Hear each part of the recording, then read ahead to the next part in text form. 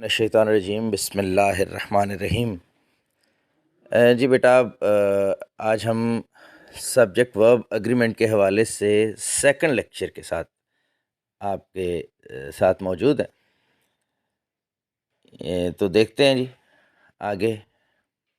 जो हमने सीखा था कि सब्जेक्ट वन और वर्ब और हेल्पिंग वर्ब का जो एग्रीमेंट है उसके हवाले से जो बात की थी, उसके थोड़े से प्रैक्टिस सेंटेंसेस हैं, उनको देखते हैं। लेकिन उससे पहले ये नोट लिखा हुआ है, इसको देख लें, जो मैंने आपसे वैसे पहले शेयर किया भी था, पहले आपसे बात की थी इस हवाले से। It is not necessary that subject one will always be singular, it may be plural. You are advised to use verb and helping verb accordingly. Consider some more examples. ठीक है जी, जैसे बताया था कल, जो हमने लास्ट लेक्चर में बात की थी कि सब्जेक्ट वन जो भी होगा, वो अल्फाज जो हमने उसके दरमियान में लिखे थे, वो आपको एक डायग्राम सी बना के भी आपके सामने पेश की थी कि वो वर्ड्स जो हैं, अगर सब्जेक्ट और दो यानी कि दो सब्जेक्ट्स को मिला रहे होंगे तो हम हमेशा जो सब्जेक्ट वन है, यानी कि जो उन अल्फाज से पहले आने वाला सब्जेक्ट है, उसके मुताबिक हम इस्तेमाल करेंगे अपना वर्ब और हेल्पिंग वर्ब। ठीक है, वो चाहे सिंगुलर हो तो सिंगुलर, वो अगर प्लूरल है तो प्लूरल। जैसे पहले द टीचर था तो वो सिंगुलर है, और अगर अगले सेंटेंस में द स्टूडेंट्स पहले आ गया तो फिर जाहिर सी बात है वो प्लूरल है, तो हमने उसके मुताबिक ही उसका इस्तेमाल करना है। अब ये सेंटेंसेस देखिए, फिर आगे चलते हैं। The boy with his parents were called, तो बॉय को कॉल किया गया, पेरेंट्स साथ थे, तो इसलिए विद के साथ दो सब्जेक्ट्स को मिलाया गया, तो the boy with his parents was called. Next देखिए, the players along with their luggage has reached. Players हैं और उनके साथ उनका लगेज है। ठीक है, तो प्लेयर्स पहले हैं, तो इसलिए the players along with their luggage have reached, players जाते हैं। The army together with the politicians are serving. देखिए, आर्मी एक कलेक्टिव नाउन है, सिंगुलर को शो करता है। याद रखिए, कलेक्टिव नाउन जो है वो सिंगुलर होगा जब तक वो एक यूनिटी को जाहिर कर रहे हैं। ठीक है, इस हवाले से हमने शायद क्लास में कोई एक आध सेंटेंस किया भी था, तो मज़ीद इंशाल्लाह इसकी प्रैक्टिस में आपको बताएंगे। तो आर्मी सिंगुलर नाउन के तौर पे, the army together with the politicians is serving, together with के साथ दो नाउन्स को मिलाया गया। The people as well as the government is feeling unrest, people ज़्यादा हैं, पीपल हमेशा प्लूरल के तौर पर इस्तेमाल होते हैं, तो इज़ नहीं are. The people as well as the government are feeling unrest. Extra benefits besides salary makes government job attractive, तो गवर्नमेंट जॉब अट्रैक्ट, तो एक्स्ट्रा बेनिफिट्स, ठीक है, तो ज़्यादा है, इसलिए सिंगुलर वर्ब आएगा बिसाइड्स सैलरी, मेक, मेक्स नहीं, मेक्स एक जो है वो सिंगुलर वर्ब है जो कि, और लेकिन एक्स्ट्रा बेनिफिट्स जो हैं ये plural noun. All the teachers except Ali, अब एक्सेप्ट के साथ मिलाया गया ऑल द टीचर्स को और अली को, और ऑल द टीचर्स चूँकि ज़्यादा हैं तो इसलिए वाज के बजाय all the teachers except Ali were present in the meeting. One of the boys get first position in the exam, one of the boys, एक तरफ ऑफ है दरमियान में, एक तरफ वन है, एक तरफ द बॉयज़ है, तो ऑफ से पहले क्या है, वन, तो इसलिए सिंगुलर है। One of the boys gets, आपको बताया था कि वर्ब जो है वो सिंगुलर कब है, जब उसके साथ एस या ई एस ऐड कर दिया जाए। तो one of the boys gets first position in the examination. उम्मीद है कि अब ज़्यादा क्लियर हो गया होगा। कोई भी क्यूरी हो तो आप मुझसे पूछ सकते हैं। जिनके पास व्हाट्सएप नंबर है वो व्हाट्सएप पे, वैसे आप यूट्यूब चैनल पे नीचे कमेंट्स में पूछना चाहें तो भी पूछ सकते हैं। आगे चलते हैं जी। अग्रीमेंट बिटवीन सब्जेक्ट टू और वर्ब और हेल्पिंग वर्ब। ठीक है जी, पहले हमने सब्जेक्ट 1 के मुताबिक देखा था, अब हम सब्जेक्ट 2 के हवाले से बात कर रहे हैं।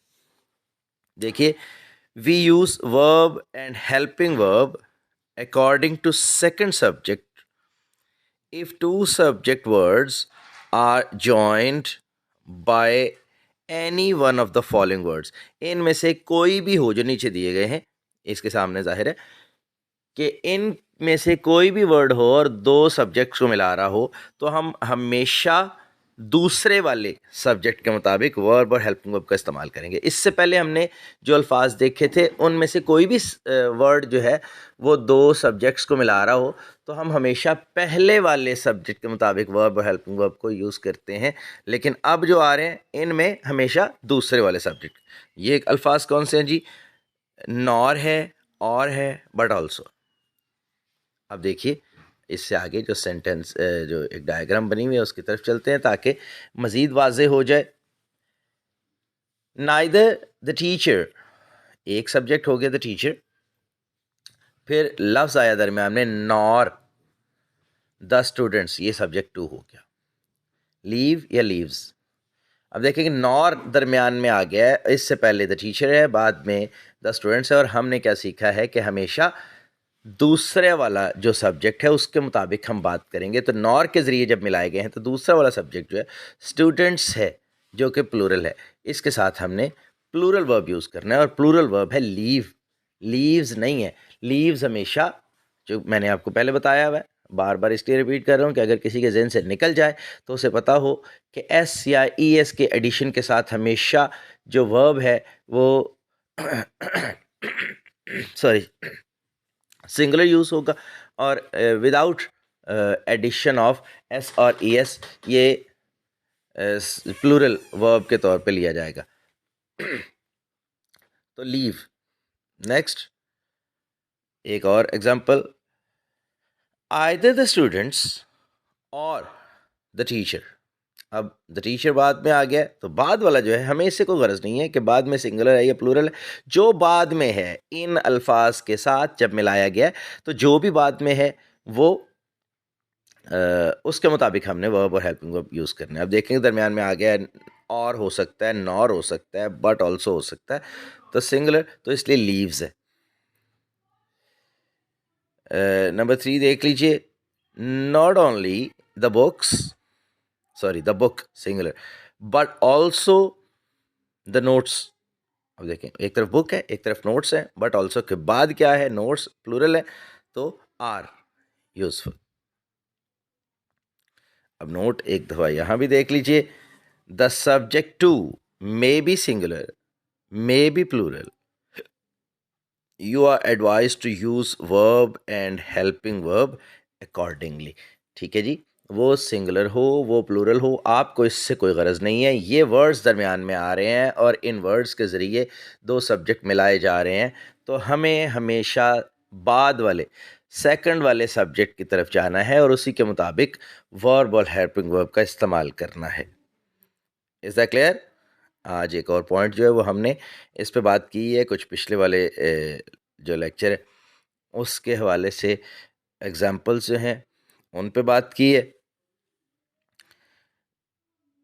चलें, अग्रीमेंट बिटवीन एंड और फिर सब्जेक्ट और वर्ब और हेल्पिंग वर्ब। चलें जी, एक और पॉइंट कर लेते हैं। If two words joined by and represent some single unit as a whole, we use singular verbs and helping verb afterwards। अगर दो अल्फाज एंड के ज़रिए ज्वाइन किए जाएं लेकिन वो किसी एक यूनिट को ज़ाहिर कर रहे हों, तो हम क्या करते हैं? उसके साथ सिंगुलर वर्ब और हेल्पिंग वर्ब यूज़ करते हैं। ठीक है जी, जैसे ये देख लीजिए, ब्रेड एंड बटर। इसका मतलब ये नहीं कि रोटी और मक्खन, ब्रेड एंड बटर मिल के एक चीज़ बनाते हैं। क्या है जी? वर्ड ब्रेड और वर्ड बटर जो है ये मिलते हैं तो लाइवलीहुड, ये जो रोजी रोटी है इसकी बात करते हैं, सिंगुलर है, तो bread and butter was earned bye hard work. फिर टाइम एंड टाइड, ये टाइम को ही शो करता है, वक्त और ज्वार भाटा बोलते हैं हम इसको उर्दू में एक। तो वक्त की बात करते हैं कि टाइम एंड टाइड वेट्स, ठीक है, चूंकि सिंगुलर है दोनों को मिला के सिंगुलर हो गया, तो waits for none. Horse and cart, horse और कार्ट मिलके टांगा बनाते हैं, तो एक सिंगुलर हो गया, तो horse and cart has reached, have नहीं, ये दो अलग अलग नाउन नहीं है। The professor and the scholar, अब देखिए ये दो दफा इनके साथ आर्टिकल यूज हुआ है, द और द, इसका मतलब है कि ये दो अलग अलग शख्सियतें हैं, तो दो अलग अलग को जब मिलाएंगे एंड के साथ तो वो यकीनन प्लूरल होंगे, वो सिंगुलर नहीं है। The professor and the scholar were killed, एक अगला जुमला आप देखेंगे तो आपको क्लियर हो जाएगा, अभी आप हो सकता है कंफ्यूज हो कि ये क्या। अच्छा देखिए, द प्रोफेसर द स्कॉलर, लेकिन अगर हम कहें द प्रोफेसर एंड स्कॉलर, इसका मतलब है कि वो आर्टिकल हमने एक के साथ ही यूज किया है, तो इसका मतलब है कि अगला जो स्कॉलर है वो भी उसी की ही क्वालिटी को शो कर रहा है, एक ही शख्स की quality. The professor and scholar was killed.